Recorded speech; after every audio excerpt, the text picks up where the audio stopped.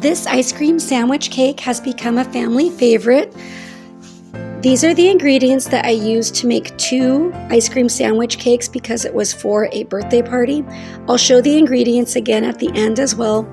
Basically for this cake, you make a first layer of ice cream sandwiches. You prep Oreos by crushing them. After the sandwiches, put on a layer of Cool Whip, then the chocolate syrup, and then the Oreos.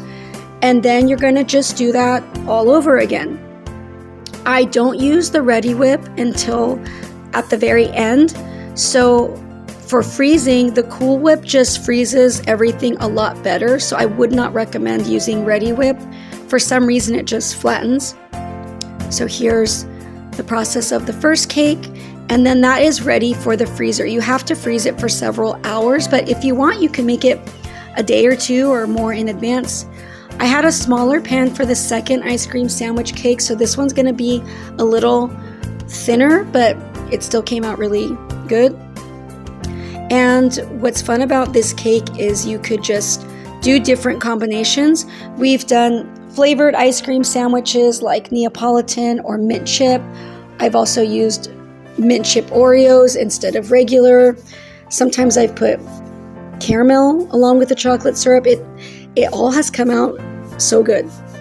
So you put the lid on any cake you're gonna do. I guess you could use foil as well, but I try to have pans with lids on them. And then this is what it looks like when I took it out of the freezer. I did immediately put on that Reddi-wip layer with more syrup and Oreos, so that top layer was just really yummy and fluffy and big. And like I said, everybody loves it. What's nice about this cake too is that even people who really don't like birthday cake have loved eating this cake. So it's good for grown-ups. The children love it. And so like I said, these ingredients made 2 of the cakes. And I had ice cream sandwiches left over and some Cool Whip left over, so that's fine. So if you wanted to just do 1, I'd say probably still get 2 boxes of ice cream sandwiches just so you don't run out. But yeah, I think you'll have leftovers. So this is an economical way of making a super delicious ice cream sandwich cake, and it's just so much easier than baking cakes. I've had so many cake fails when I was making a cake for a birthday, so I prefer this one because it just comes out right every time.